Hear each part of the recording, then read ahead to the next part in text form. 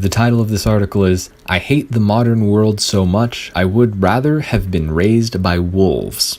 The gist of this, the TLDR for it, is this guy who was abandoned as a kid and grew up out away from civilization is horrified by the way that people treat one another in society and in cities. I think it would have been much different if he was taken in by a small rural community and he was just there for forever, didn't move around or something, but being not very intelligent, he's not ignorant. He's ignorant, but he's not stupid. But he's just ignorant of technology and social standards and stuff like that. He was smart enough to be able to figure out how to survive for over a decade on his own out in the wild. Where that takes some degree of intelligence. But the thing is, he's just abhorred by how people treated him, and it is kind of a sad thing. So let's get right into the reading.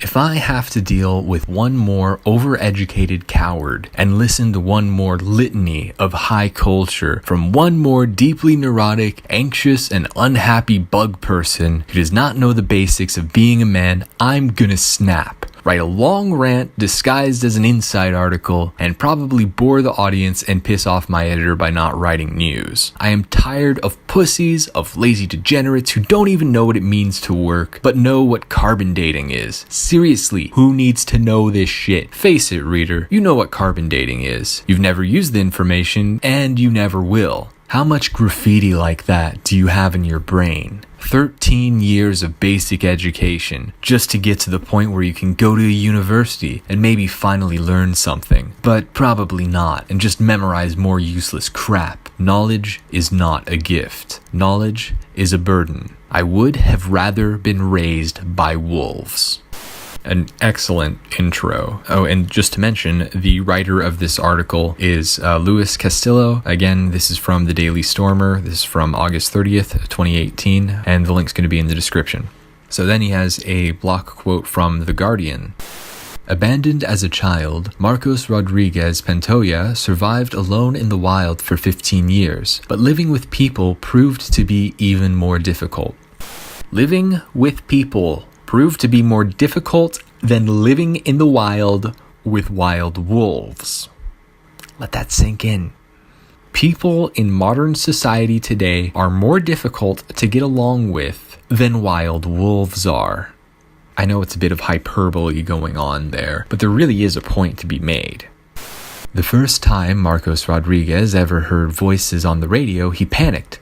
Fuck, he remembers thinking. Those people have been inside there for a long time. It was 1966 and Rodriguez woke from a nap to the sound of voices. There was nobody else in the room, but the sounds of conversation were coming from a small wooden box. Rodriguez got out of bed and crept towards the device. When he got closer, he couldn't see a door, a hatch, or even a small crack in the box's surface. Nothing. The people were trapped. Rodriguez had a plan. Don't worry, if you all move to one side, I'll get you out of there, he yelled at the radio. He ran towards the wall at the end of the room, the device in hand.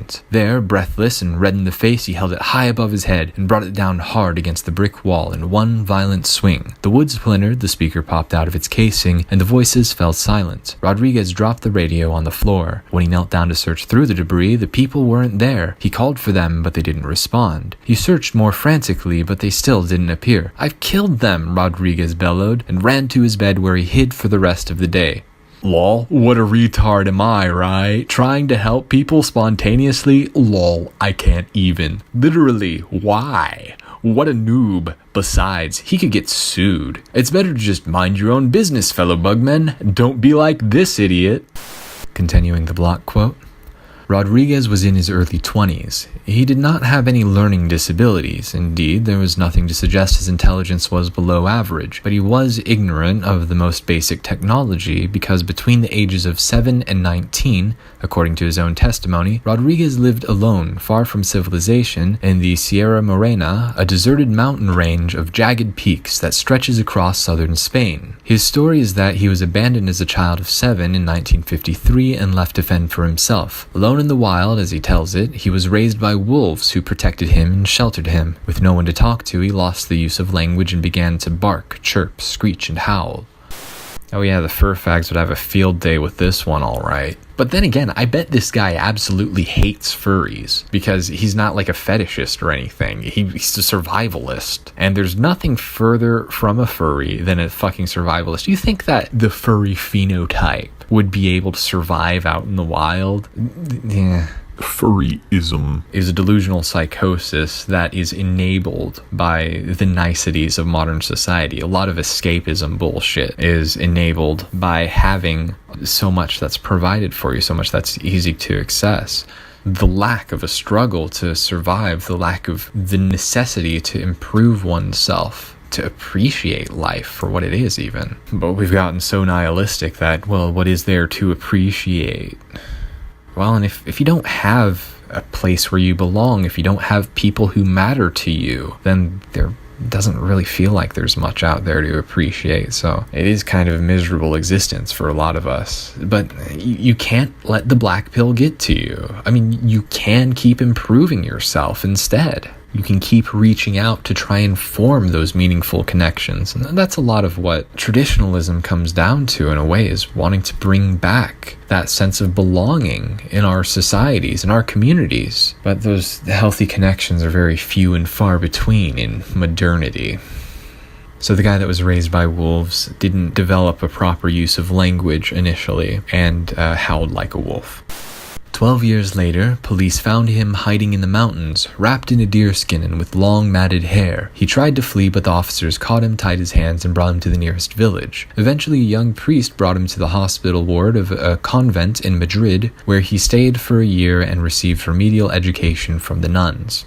A bit of context, Madrid is a big city in Spain. So this guy who was raised by wolves up in the mountain is taken out of that environment and put into a modern Western city environment.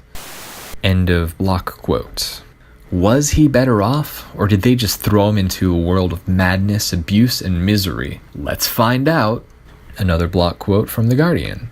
It is almost impossible to imagine what it would be like to emerge into adulthood without any of the socialization that the rest of us unconsciously absorb via a million imperceptible cues and incidents as children and teenagers. When he left the convent hospital, adjusting to life among humans brought with it a series of shocks. When he first went to the cinema to see a Western, he ran out of the theater because he was terrified of the cowboys galloping towards the camera. The first time he ate in a restaurant, he was surprised he had to pay for his food. One day he went into a church where an acquaintance had told him God lived. He approached the priest at the altar. "They tell me you're God," he said. "They tell me you know everything." What an absolute pleb. Everyone knows there's only one man who knows everything, and that's Steven Pinker. Steven fucking Pinker. The Jew who thinks he knows everything. Forget the sutras of Buddha. That sort of enlightenment takes too long. And besides, it's hard. That's for suckers. There's a faster way to enlightenment, and you can get it now. Just read this book by this fucking shekel.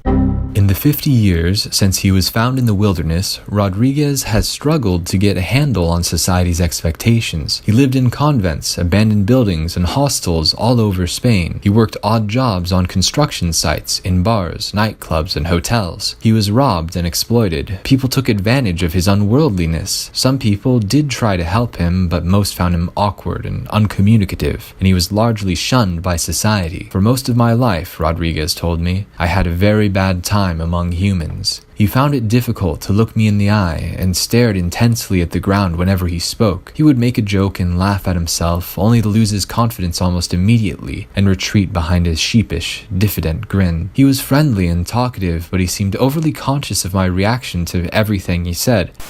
If you've been socially isolated for a significant amount of time, then you become hyper-vigilant of threats. This guy who was out in the wild, he had to be constantly aware of threats to be able to survive. He had to be constantly on the lookout for things that were dangerous. That sort of mindset of looking out for danger that could be anywhere at any time translates over into the social realm. So whenever it comes to social interaction, he is going to constantly be in a fearful mindset from the permanent damage that's been inflicted from growing up alone and in such an environment where he had to be on edge all the time. So this is very believable, the sort of behavior of being very unsure of himself, of not being confident at all, and of being very sensitive to the way that other people react.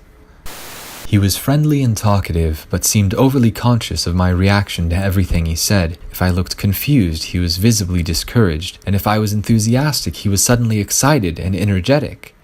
Another aside on this, he's reacting very powerfully to face-to-face interaction, where I think that might have struck the writer of the Guardian article that's being quoted here, because people aren't very responsive day to day anymore, aside from being hyper-vigilant to threats and constantly stressed out having to survive all the time. This guy was not around technology, this guy that was raised by wolves, so he had to be aware of social cues. He had to be socially reactive. Wolves are social creatures, and there are social cues that are exchanged among them. So to be able to get along with wolves well, you would have to be very perceptive of social interactions that go on even in that context. So that's a really important point that's brought up by this. Being raised by wolves has more personal socialization going on, arguably, than a lot of the antisocial upbringing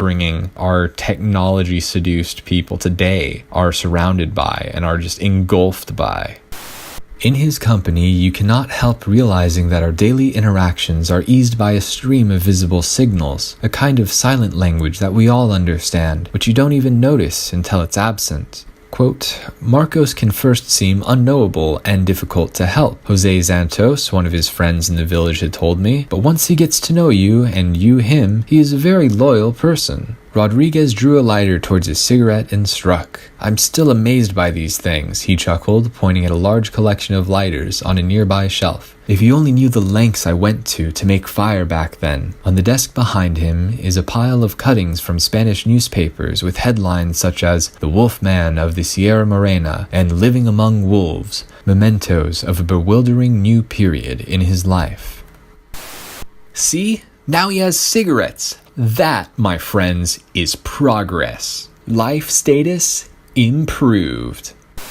What Rodriguez remembers of his time living in the wild is that it was glorious. He was found by the police and brought down from the mountains. An untroubled, simple adolescence among animals and birds was cut cruelly short. He had always found it hard to relate to humans who were baffled by his ignorance and infuriated by his inability to communicate. But now the intensity of their belated fascination was almost as puzzling as their earlier contempt. Rodriguez could never understand what was expected of him. Rodriguez speaks in a high pitch, oscillating between seriousness and frivolity. A sober tone can turn quickly into a laugh. But he is quiet and solemn when he tries to explain how he suffered at the hands of humans after he returned to society.